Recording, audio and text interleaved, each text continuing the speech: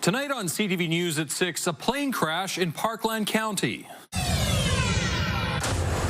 Pilot walks away after coming to rest upside down. National attention on a by-election forum in Camrose featuring a prominent politician. We've definitely had to ramp up security a little bit. And pay to paddle. The province considering a mandatory pass to use watercraft like canoes and kayaks. I get that they want to spread awareness, but I don't think a pass to pay for is necessary. Warmer air started to push back in through the day today, and it looks sunny and hot for the rest of the week.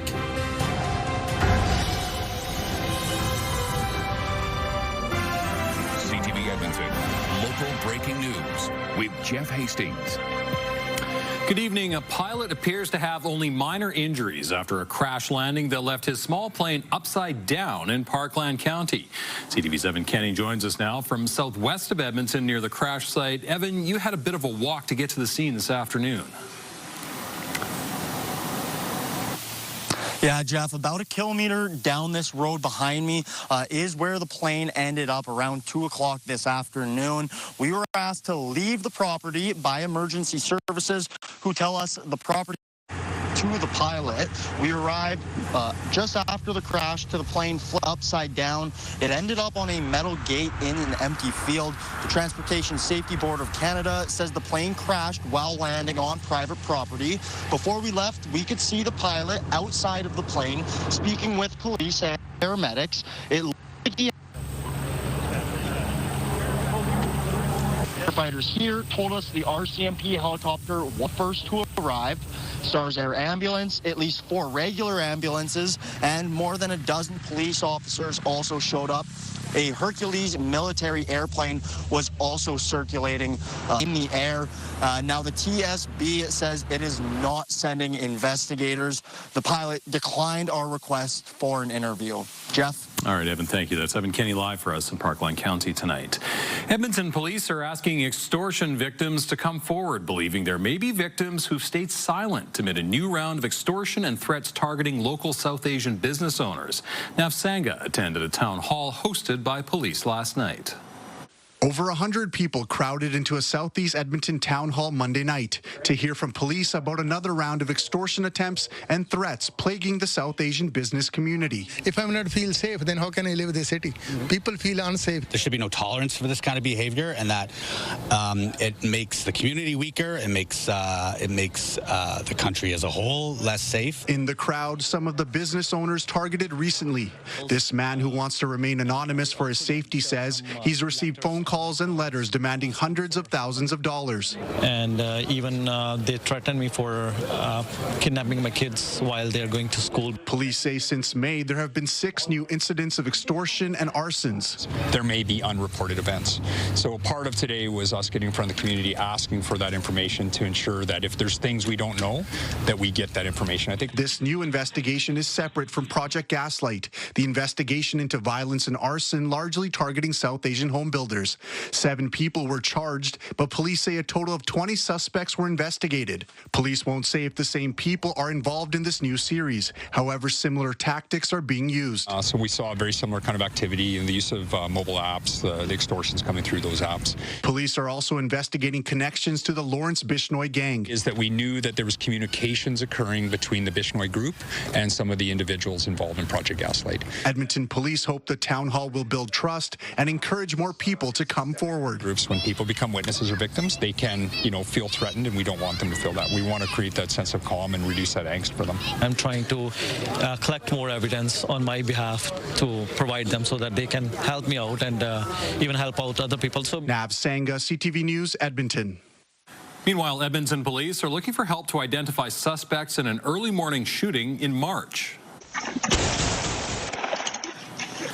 Police shared this home security video from the Prince Charles neighborhood. 4 people get out of a car, walk towards a house, while one person appears to stay behind.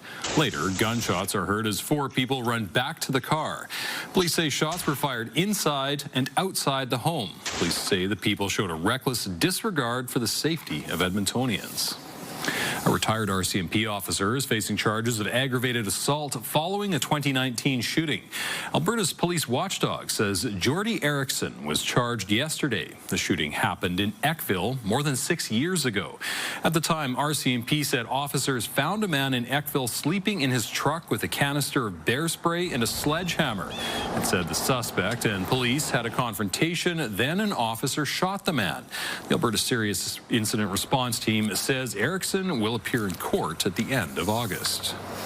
And a man is facing murder and attempted murder charges after a deadly hit and run on the Siksika Nation. Mounties charged Adolphus Weaselchild with 2 counts of first-degree murder and 1 count of attempted murder. Police say 5 people were walking along a roadway Saturday night when a driver ran over 3 of them. 2 of them were killed. The 3rd was taken to hospital. Mounties have seized a gray Toyota pickup truck allegedly used in the attack.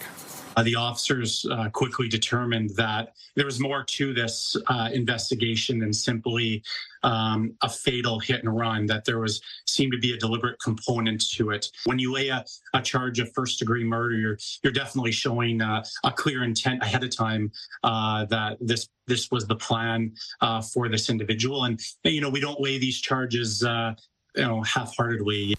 Weaselchild is due in Drumheller Court on August 8th. RCMP in Sherwood Park seized more than 200 grams of meth during a routine traffic stop last week. Police say they also found a loaded and restricted handgun. The man from Edmonton driving the car was prohibited from owning firearms. The 49-year-old is now facing a number of charges. Tonight is the highly anticipated candidate forum in the Battle River Crowfoot riding by-election. Federal Conservative leader Pierre Poilievre is trying to win his way back into the House of Commons.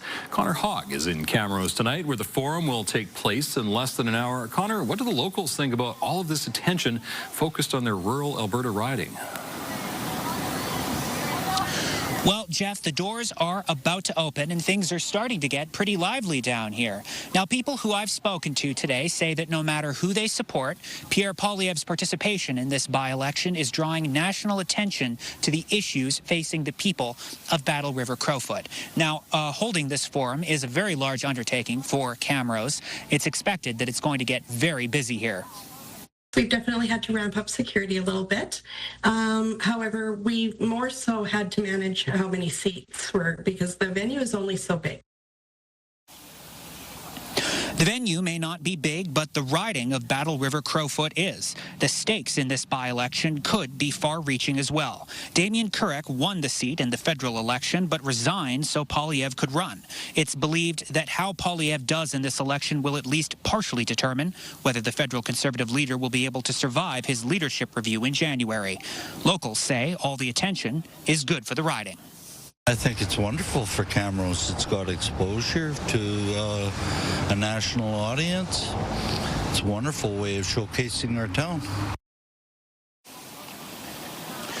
Now, there are more than 200 candidates running in this by-election. That's part of the longest ballot protest initiative. The ballot is so long that earlier today, Elections Canada announced that they would be switching to a write-in ballot instead of a list of candidates. So for logistical reasons, only 10 of the candidates running are going to be participating in the forum tonight.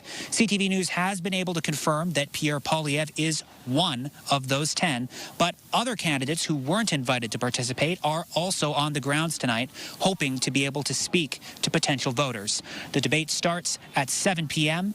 and Election Day is August 18th. Jeff? All right, thank you, Connor. That's Connor Hogg live tonight in Camrose. The province says it is ramping up efforts to prevent invasive mussels from becoming a problem here. It's considering a watercraft fee to pay for the added costs. CTV's Nicole Weisberg has a reaction. After a busy weekend out on the water, this river tour guide and equipment renter spends hours washing his boats. I just do it to be a responsible business owner. That's just what a lot of operators should be doing, and I've seen a lot of operators not do that. Something the province is trying to change to prevent the spread of invasive species, including zebra and quagga mussels. It could be their eggs or larvae that are microscopic, so you're not even going to be able to see them with the naked eye, and they can be free floating in water. That's why draining and drying is so important. The province says while Alberta is currently 100% free of these mussels, there are increasing reports of them across North America. Experts say they are destructive if established. So they absolutely wreak havoc on any aquatic infrastructure, docks or, boats that are in water, drinking water, hydroelectric. And of course, in Alberta, we have 8,000 kilometers of irrigation infrastructure that is very susceptible to being clogged up. To fund awareness campaigns, inspections, and other initiatives to keep the invaders out, the government is considering introducing an annual pass for boats, canoes, and other watercraft. It's launched an online survey to gather feedback. One of the questions is how the pass fees should be structured. It's a very short window in which we operate, so from May to maybe October, depending on the weather. There's not a lot of wiggle room and margins are really tight given that time frame. So adding a tax on every single boat, it'd be tough. Still, Zach Doroshenko agrees more needs to be done since he's noticed awareness is low. The province tells CTV News no decisions have been made on the pass, and it says it will listen carefully to feedback before moving forward. Nicole Weisberg, CTV News, Edmonton. Kids in Sherwood Park got some help cooling down this afternoon.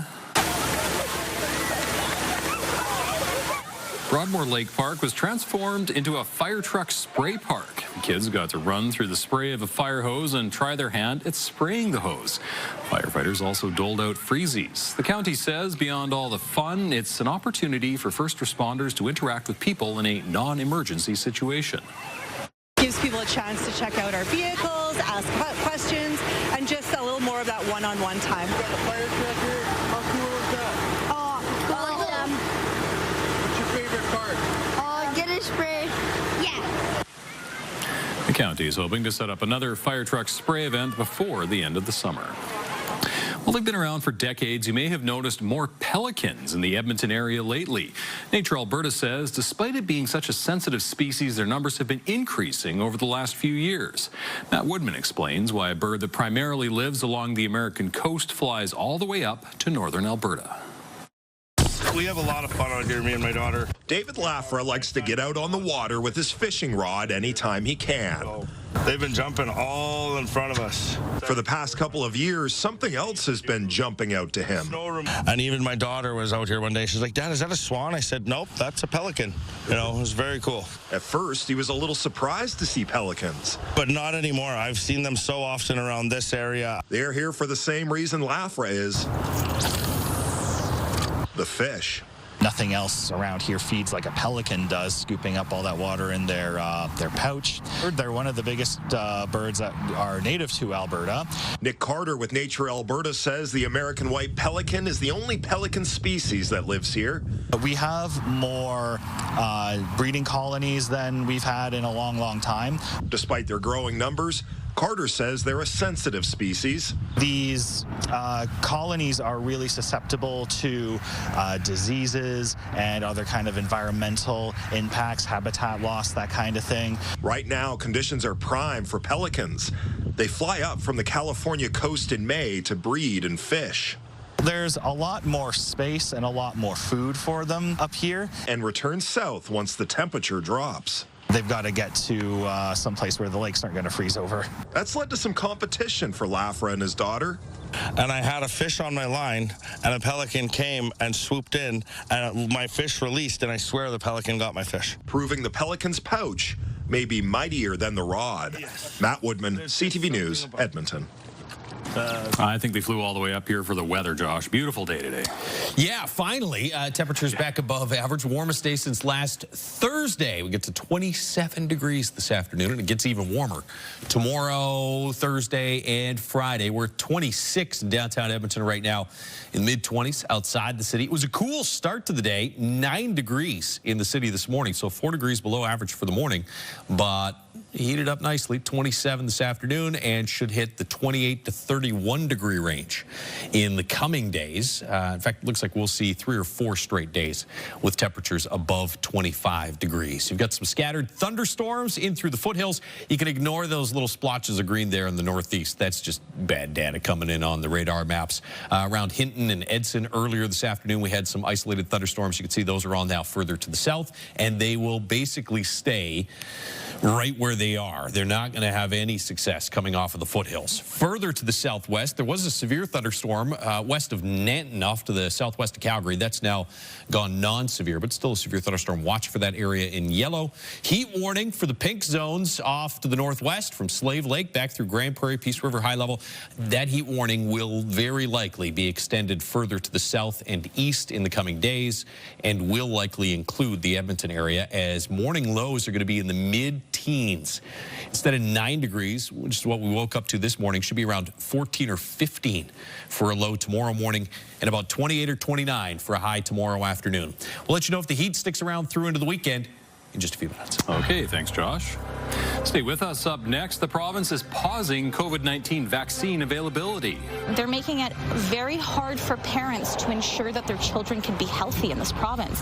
Why the province says the pause is needed despite leaving some parents worried about protecting their kids. Also next. And if we can maybe inspire a resident of Edmonton or a visitor to Edmonton to seek their dreams.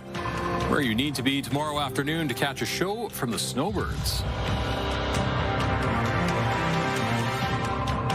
Programming brought to you by Century Casino. 3 great locations: Edmonton, St. Albert, and Century Mile.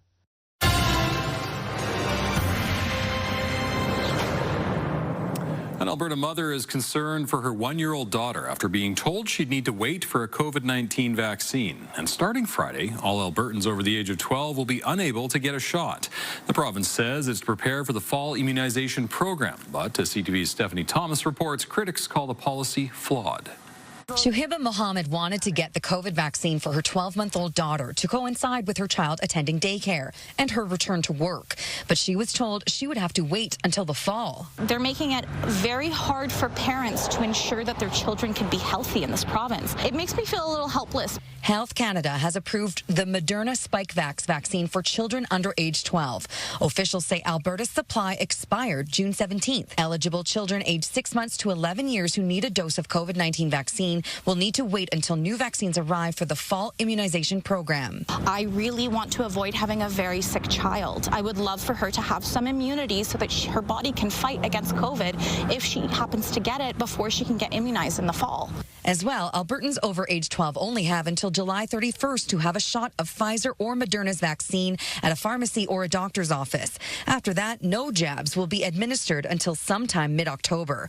The province says it's pausing the COVID immunization program and wants to order the vaccine that offers protection against the latest strain. In a previous announcement, the province said eligible Albertans will have to pay for a dose, estimated at above $100. Healthcare workers will also have to pay. The shot will remain free of charge to residents of a senior's home, immunocompromised individuals, people on income support, or people experiencing homelessness. Health law experts are concerned the new program increases health inequity. There's a link between wealth and health, and those who are healthiest are often also those who are able to afford these things, whereas those who are not as healthy or who live in situations that are more conducive to the spread of communicable diseases. There are no details about how much COVID vaccine the province is ordering. Canadian Blood Services is putting a call out for O-negative blood donors. O-negative is the universal blood type, meaning it can be given to anyone. It's vital when emergency responders don't have time to check blood types. CBS says only 7% of people in Canada have the universal blood type. While O-negative is especially necessary, CBS is encouraging people of all types to make a donation this summer. If you don't know your blood type, you can find out after your first donation. Well, keep your eyes to the sky. Tomorrow afternoon, you could catch a glimpse of the Snowbirds. The Canadian Forces team will fly for 15 to 20 minutes above Louise McKinney Park tomorrow at 5:30. The planes will be visible from many areas of the city, particularly the River Valley and downtown. Captain Phil Rochon says since there's no air show in Edmonton this year, the team wanted to take this opportunity to show its appreciation for our city. And if we can maybe inspire a resident of Edmonton or a visitor at Edmonton to seek their dreams, whether it be in aviation or the military, that's our job accomplished. He says while there will be an announcer for the show, the location is still being determined. He recommends following the Snowbirds on Instagram and Facebook for updates. Stay with us. Coming up, connecting cultures from across the world. I think it's going to be really inspiring to see their culture and our culture. A summit bringing young Indigenous athletes from New Zealand to our province to share their traditions. And we're very happy with the crop we have this year. It's that time of year. A bumper crop of Tabor corn will soon hit farm stands. Nice warm evening out there with temperatures in the mid-20s. We'll be close to 30 for daytime highs over the next 3 days. More on that and the chance of showers and thunderstorms for the weekend right after the break. Programming brought to you by James H. Brown Injury Lawyers, the heavy hitters of injury law.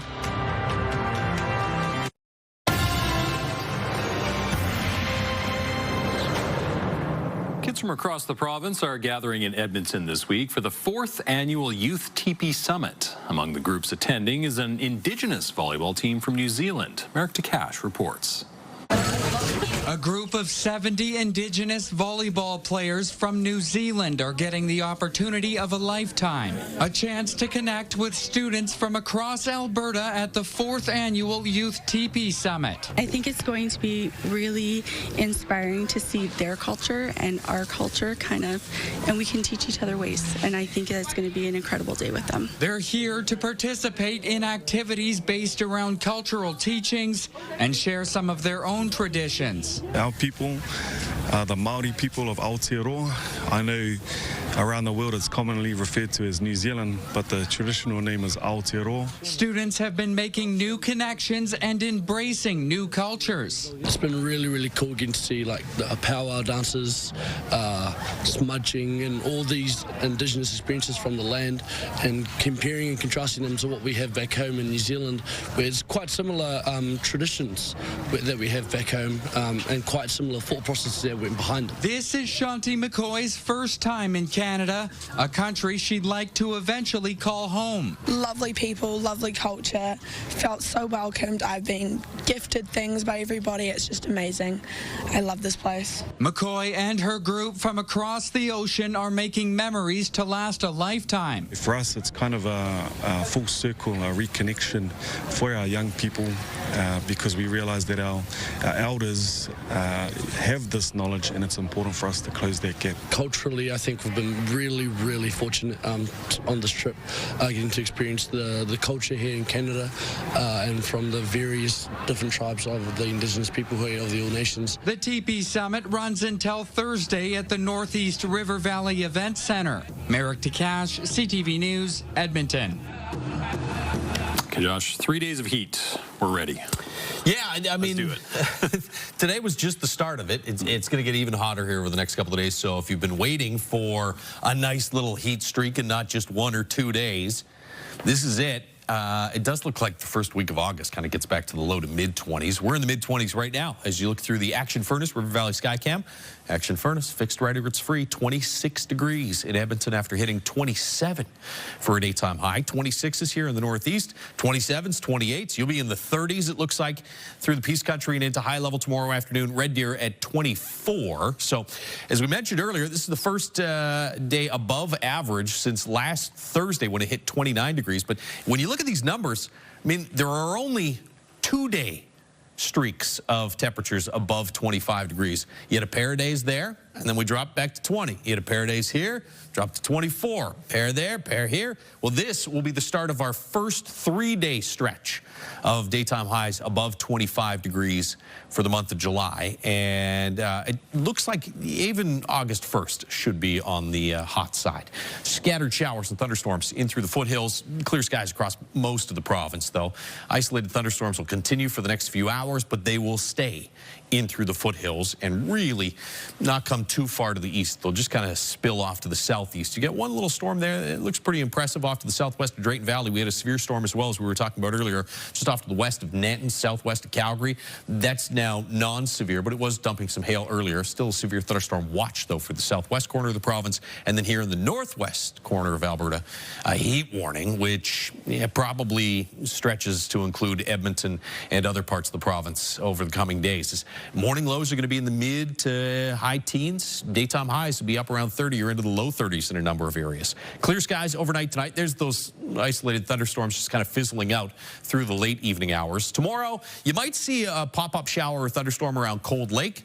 Here in the Edmonton region, should be just sunny with a few clouds. Once again, through the foothills, we'll see some isolated thunderstorm activity, and that'll be a repeat pattern for Thursday from around Grand Cache all the way off to the southeast. Some isolated showers and thunderstorms, but most of the province, certainly here in Edmonton, more sun than cloud and storm-free until the weekend.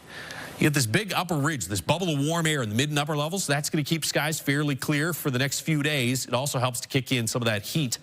But it starts to break down Sunday, Monday. And so on the back edge of that Saturday, I think early in the day, you probably see some showers and thunderstorms off to the southwest. And then Saturday night, some of those may roll through the Edmonton area. It's 26 degrees here in the city right now. 28 still in the Peace Country. It'll be around 22, 23 at 9 o'clock tonight. So as mentioned earlier, beautiful evening. 15 degrees tomorrow morning and a high of about 28 or 29 tomorrow afternoon. Should be in the 29 to 31 degree range with sunshine Thursday, Friday.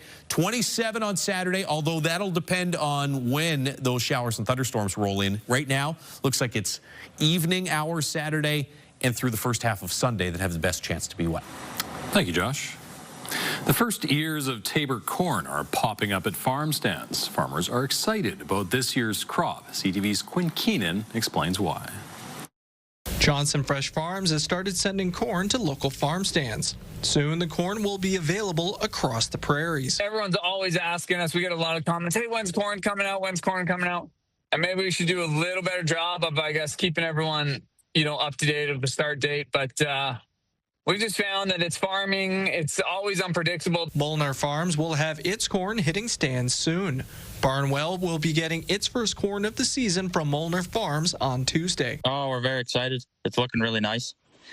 And we can't wait to get out and see all of our customers again and see the smiles on their faces when they're picking up their corn to go home and cook it for their family. The corn could have been at stands even sooner. A hot and dry start to the growing season had the corn growing quickly, but wetter than expected conditions in July slowed things down. Our July has been historically colder and wetter, which has been fine for the rest of the farm. It definitely slowed down our start date or pushed our start back on our corn, which was a little unexpected. Despite the slower than hoped harvest, producers are still happy with how the corn is looking so far. Producers know their customers wait all year to get their hands on Tabor corn. It's looking really good. Really, really good. We're very happy with the crop we have this year. And, hopefully the yield's good. We're going to see when we start picking tomorrow morning. Barring any heat waves or unexpected rain, the Tabor corn season will stretch into mid-September. Quinn Keenan, CTV News, Lethbridge. Coming up, the latest on a deadly shooting in a Manhattan office building. They thought someone fell down the stairs, and then they realized it wasn't just stairs, it was someone shooting a gun. New York investigators trying to learn more about the shooter, now looking for answers in Las Vegas. Also next. We could hammer out a deal, and we would still have time to get coffee and a donut at Tim Hortons before lunch. Some optimism around Canada-U.S. trade talks, even as the impact of the uncertainty hits store shelves. Programming brought to you by James H. Brown Injury Lawyers, the heavy hitters of injury law.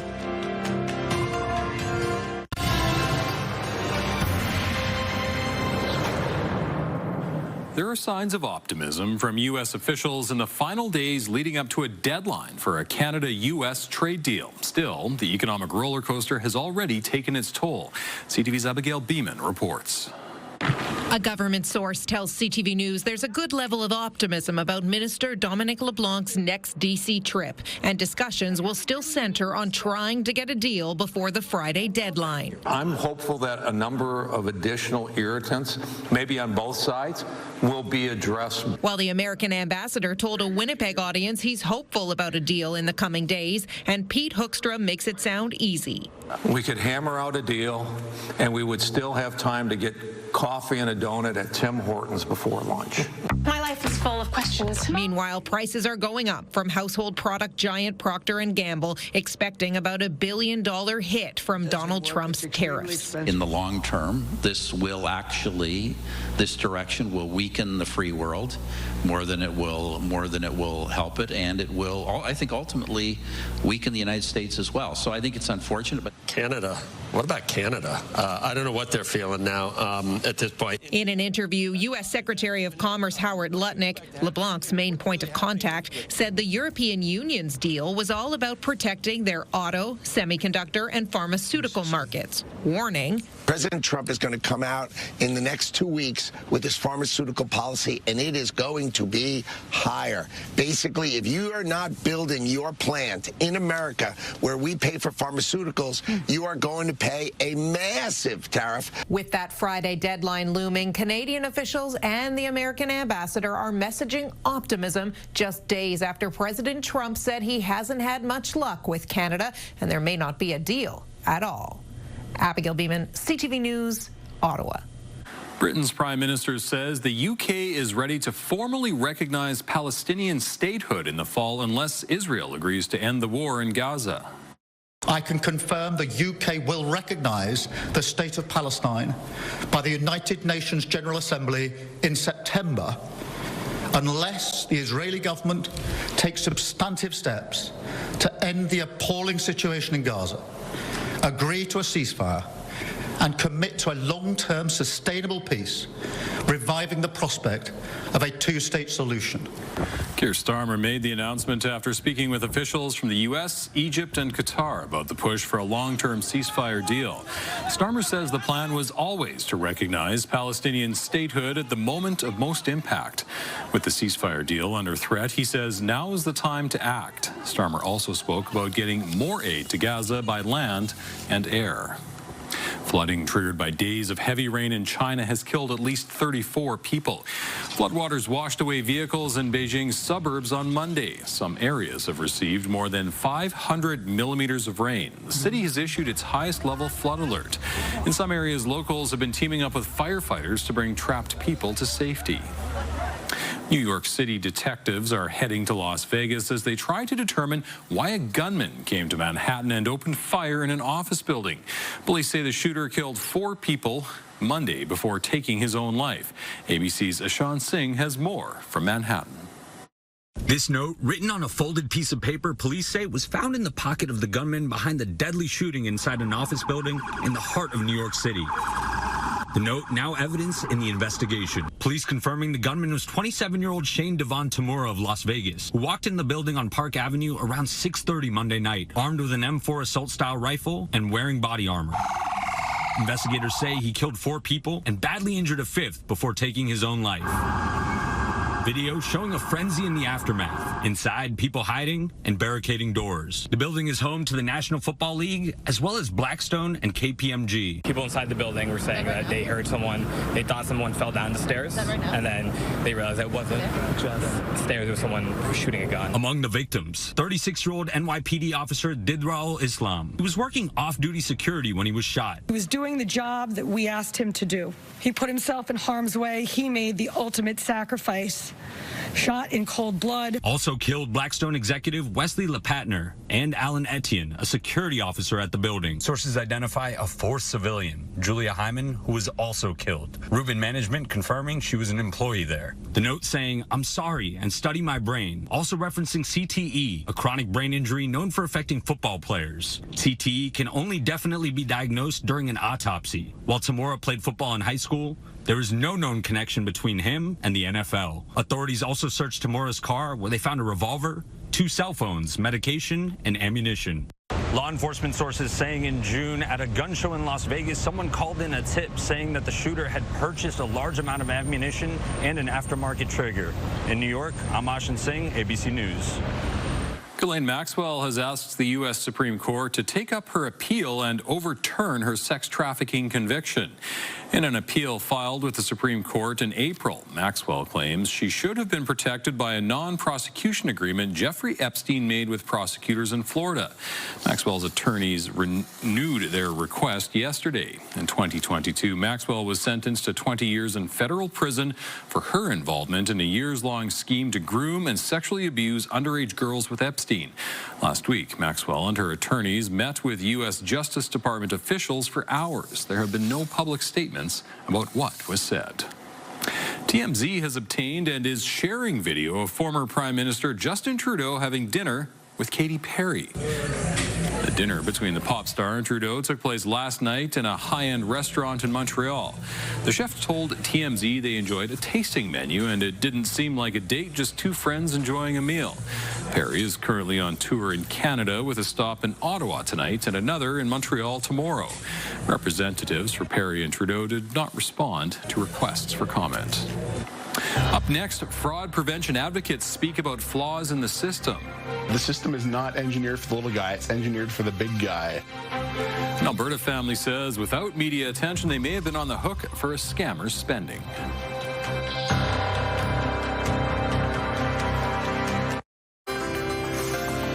Looking at the markets, the Canadian dollar sitting around 72 cents U.S. Oil is up around $69 U.S. a barrel. Gold saw a $14 bump. On the stock market, the TSX gained 134 points. The Dow Jones lost 204 on the day. A Southern Alberta woman says after her personal information was used to fraudulently obtain a credit card, the bank went after her to repay thousands in charges the fraudster racked up. Tyler Barrow reports. In early March, Katrina Whitwer was taken by surprise about a pending credit card application she never filled out. That's when the Airdrie woman did a credit report check and found out there was another credit card issued in her name she never applied for. Whitwer was reluctant to go on camera, but her husband, Dustin Haywood, who happens to be a cybersecurity expert, did. We called BMO to identify, hey, this is fraud. They told us over the phone, go into a branch with your ID, and we'll sort it out. The card issued in February had a limit of $22,000. $17,000 was already spent. Whitwer went to RCMP. The pending credit card application was thrown out, and BMO verified Whitwer's identity and told them everything would be fine. So they closed the account right then and there as fraud. Well, last week, BMO took legal action against Whitwer to repay the debt. Haywood went back to work on the case. We tried to tell him, hey, like, this is a fraud case. He says, no, stop. This is the way this is going to happen. And starts proceeding to go all lawyerly-like. When Whitwer told the bank she was speaking to CTV News, BMO dropped the case. All I want from this is them to back off, give me an apology. In a statement to CTV News, BMO says, we confirm that the law firm will no longer be taking any further steps in the matter. In addition, we are working with the Credit Bureau to update the client's file as soon as possible and ensure there is no impact on their credit report. One anti-fraud expert isn't surprised by the bank's handling of the situation. This is actually part of the bigger institutional, structural, societal problem. It shouldn't take going to the media every time for our banks to do the right thing. Since not everyone has a cybersecurity professional in their corner. The system is not engineered for the little guy, it's engineered for the big guy. Tyler Barrow, CTV News, Airdrie. Several Alberta nonprofit animal organizations are out with a warning after they were targeted by a fake check scam. The Alice Sanctuary and Calgary Humane Society both say they received checks for $95,000 with a letter from an alleged lawyer. The letter claimed the money was a gift from a donor's estate. Neither group cashed the check after red flags began to pop up. Incredibly disheartening, incredibly selfish. Animals in Calgary need this help. So, yeah, very disappointing and quite surprising as well. We've never seen anything like this come through. Data from the Canadian Anti-Fraud Centre shows that Canadians lost almost $640 million to fraud last year. Alberta Fish and Wildlife says someone was seen cutting the paws off a dead bear near Lavoie. The agency says on Sunday, officers confirmed a bear had been hit and killed by a vehicle on Highway 16 east of Vegreville. It says highway maintenance workers arrived to remove the bear and saw someone trying to remove the paws. Anyone with information is asked to call Fish and Wildlife or the 24-hour Report a Poacher line. Team Alberta is celebrating a national U18 football title for the first time in 18 years.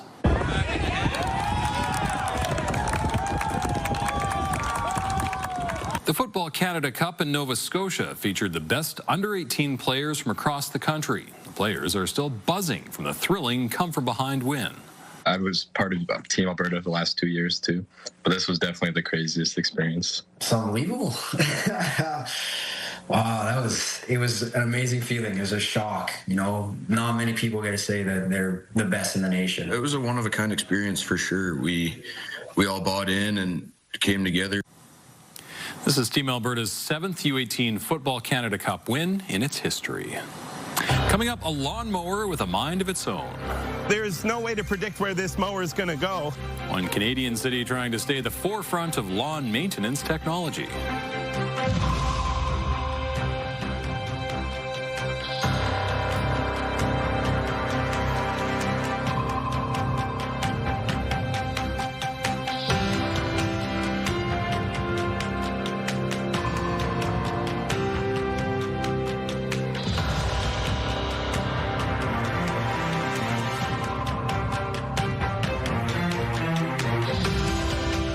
We've got another great night of entertainment coming up right here on CTV.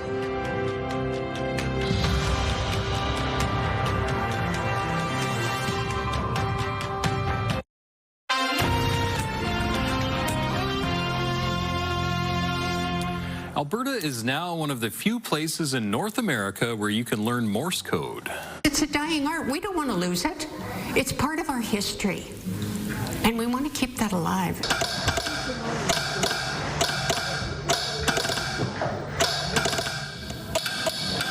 The club at Calgary's Heritage Park is the only one in North America teaching the craft to a new generation. The Junior Telegraph Club was formed in 2019 by a group of volunteers. The code was invented in the 1840s and used mainly to communicate between railway stations. During their spare time, staff would send telegrams to the public. BC City's lawn maintenance workers are turning heads. They're efficient, they don't complain, and they only need the occasional break to recharge. CTV's St. Alexander explains. Yeah, no, there's no way to predict where this mower is going to go. And wherever it's headed never makes a sound. It just sneaks about the lawn at Richmond City Hall, fulfilling its duty. What's it doing now? It's just randomly on it, carrying out its business. Officially a robotic lawnmower. The city has two, though one was taking a nap when we stopped by, all in an effort to test out and stay ahead of the latest technology. There's going to be big changes coming up in the world of grass maintenance, lawn maintenance. Hired in 2022, so far no one has tried to take them home, although they let off nasty alarms when picked up. We've got a wire fence that's installed into the perimeter of the lawn. That means the robots will refuse to work beyond city property. Much different than conventional grass cutting equipment. These don't actually cut the grass, doesn't allow the grass to cut. It comes out every day and it just grazes the surface. And so at most it's cutting off a couple of millimeters. He argues the machines use less energy and less water is needed to keep the grass green. So you'll notice the grass is a more natural look. There's leaves on the ground. You won't get that Wimbledon look at this. Got to watch for this thing. At the same time, you don't have to mow your lawn. It has its own plan, and when you watch what it does, there's no way to understand what its reasoning is. But they get the job done. Now, similar units cost between several $100s to several thousand. Officially still in the trial phase of their employment, if it likes what it sees, Richmond may let other units run amok, purposefully, on other patches of the city. St. John Alexander, CTV News, Richmond. All right, I just learned Josh used to be a tech reporter. Yeah, in Saskatoon, and I did a story on those robotic lawnmowers in like the year 2000 or 1990. Have they evolved at all? It does not look like they've evolved at all. They're great. So you know what? I enjoyed that story. St. John had fun. Not necessarily the cutting edge of technology. 15 degrees tomorrow morning. 28 degrees tomorrow afternoon under mainly sunny skies. 29 and 30 for highs Thursday, Friday. I mean, realistically, all three of those days, Wednesday, Thursday, Friday, have a shot at hitting 30. I think Thursday, Friday are the best chances. Still in the mid to high 20s on Saturday, but watch for some showers, thunderstorms Saturday night and some showers Sunday. All right, sounds good. Thanks, Josh, and thanks for sharing your time with us. For news anytime, visit ctvnewsedmonton.ca or the CTV channel on YouTube. See ya.